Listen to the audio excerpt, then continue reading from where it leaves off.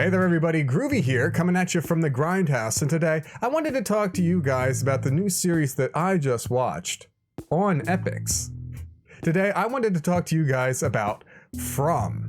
Now, this series is about a small town in the middle of nowhere in America that traps anybody who travels into it. Pretty much there's one road into town and then there's one road out, and no matter which way you go, you're always going to wind up back in town kind of thing. But not only is that a situation that these people that are stuck here have to deal with, they also have to deal with the carnivorous howling monsters that come out at night. The only way they're able to survive is the fact that they have magical talismans that they put by their doorways, which keep these things out and keep them from coming inside and ripping everyone to shreds. And as this new family enters this town, they become the newest residents here, and they find out about this nightmare that all of these people are stuck in. Now, right off of the bat, I have to say, because this series has such a big cast and it's kind of a quasi-supernatural series about a bunch of people trapped in a place that they can't leave, I'm gonna have to say this inevitably brings up comparisons to Lost. And while it's not exactly the same, it's just hard to kind of deny that they kind of have a similar setup, except this show definitely leans a little bit more into the horror territory. And what really kind of pulled me into this show is the fact that there was some good gore, man, in a couple of these episodes. There were some parts where you see people that are just hollowed out, like from the inside. It's pretty badass, and I was like, damn, they have the balls to go there, like in this first episode. And I think that's one of the pitfalls of this first season, is the fact that it is a show about a mystery like Lost. If everybody can leave at the end of the first season, the show's done. If we find out exactly what's going on by the end of the first season, the show's done, the mystery's gone. You can't let the cat out of the bag and put it back in there. I mean, you could try to put a cat back into the bag, but let me just tell you something right now. Probably not going to happen unless you got a very docile cat.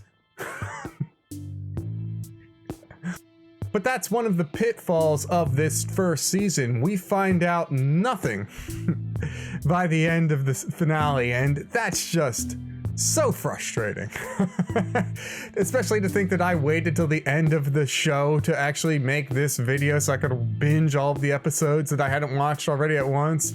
I was a little bit let down. They start really strong, but I would say out of the first 10 episodes, realistically, after the third or fourth episode, it really did kind of slow down a little bit. By the time you get to like 5 and 6, it's like, all right, now we're just going for character building, and it wasn't that good. It wasn't that good. And then some of the characters start to get really long-winded, like right out of nowhere, and it's not really well done. It's not like Midnight Mass. It's not like something from Mike Flanagan where I have really textured and kind of layered backstories that these people are talking about. Like, a lot of these characters just aren't super appealing. There are some standouts in the cast, though. I do like Harold Perrineau. I think he did a fantastic job, but he's always fun to watch. And there's also David Alpay, who plays Jade. He's someone that's also a new arrival in the town, and he was so unlikable. I was sure that he was just going to become one of the main villains of the show by the end of the first season. I was really surprised that they kind of kept him in the middle and that he didn't go too far out there, and he started to become just a little bit more likable towards the end. And if you can make that progression with a character in one season, you're doing something right in the show. But the characters that I did not like, as I said, Jade and his friend, they're new arrivals at the town, even though his friend doesn't last very long.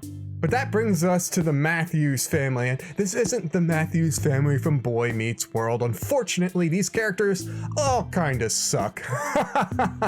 That's Jim. He's the dad. He's all right, but there are times when he really overreacts to some situations and underreacts to some situations where I'm like, damn, Jim, do some parroting sometimes. And then at other times, I'm like, whoa, whoa, whoa, Jim, let off the gas.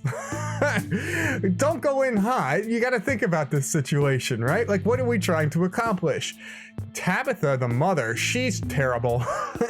She has this accent which goes in and out, and I don't know if it's just one of those things with actresses with exotic accents that they kind of play more of a subdued kind of character emotionally. Oh, I wasn't really buying it. I wasn't buying the banter back and forth between the characters. Also, Julie, the daughter, is just the most stereotypical, annoying teenage character that you could really want in a show like this. She is just the worst. Everything she does is predictable. I don't want to rag on this actress too badly. I'm just going to say that it's probably in the writing because, like I said, the rest of the family dynamic doesn't really click for me, and it didn't really click for my wife either. And then of course there is Ethan, the youngest, and he is the little boy that gets injured on the crash, and then he starts to see this other little ghost boy, and then he starts to get pulled into more mystical elements of kind of what's going on in the town as we start to unravel the mystery, or at least start to poke at it a little bit, right? And aside from that, I feel like they could have gotten rid of at least one of these kids. This family already has this drama going on with the parents wanting to be divorced, and that's why they're on vacation, and that's not really delved into because that's dealt like a side aspect of what's going on. So nobody cares.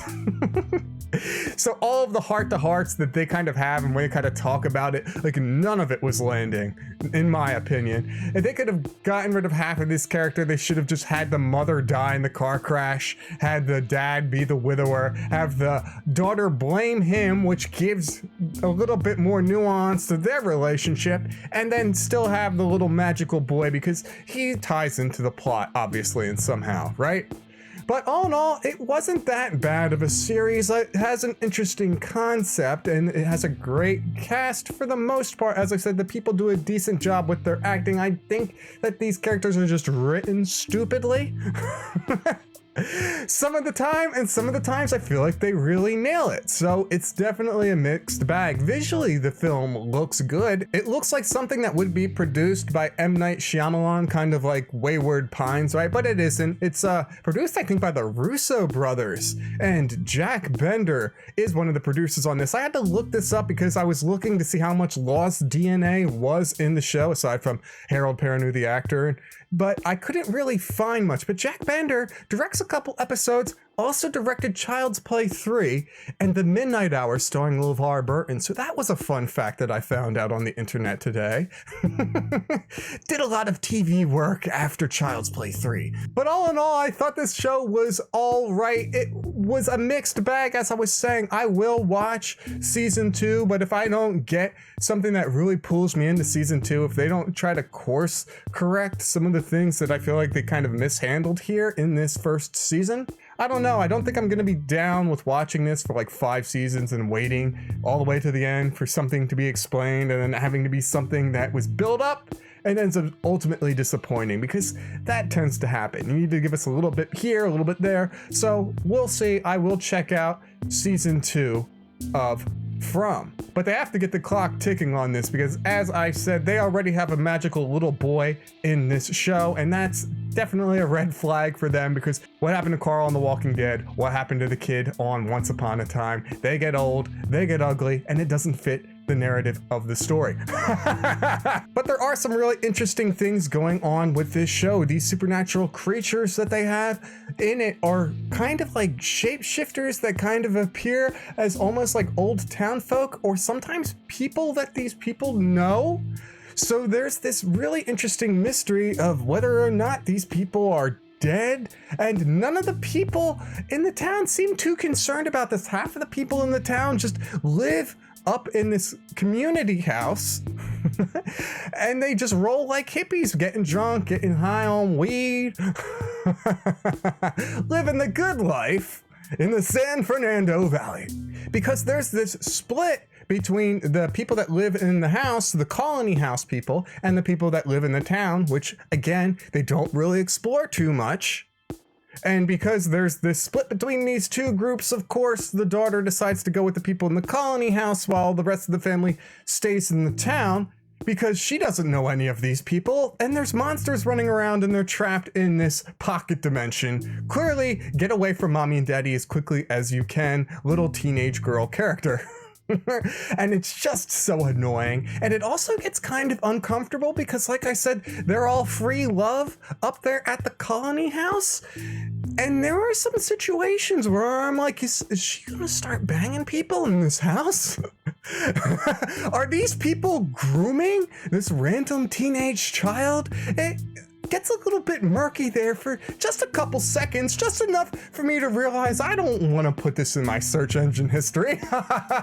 So yeah, I would say there were some things in this that I really liked. There's a lot of meat left to chew on the bone here for 2, maybe 3 seasons. I can't see this going past 3 seasons, but there are some interesting kind of concepts at play, which I wouldn't mind coming back and seeing some more of, seeing how well they deliver on these kinds of promises that they're setting up, because these shows tend to not do that too well. But here's hoping. But what did you guys think? Did you guys watch this show? Did you guys watch the first season of this series? Let me know in the comment section. Let me know what you guys think. Did you guys think that they held too much back? Or do you guys think they gave us just enough to whet our appetites for what they really want to do in season 2? Because that's fucking annoying. Just make it in the first season. Give us what you want to give us. Don't give us some half-assed first season trying to ease us into the situation. Just fucking go.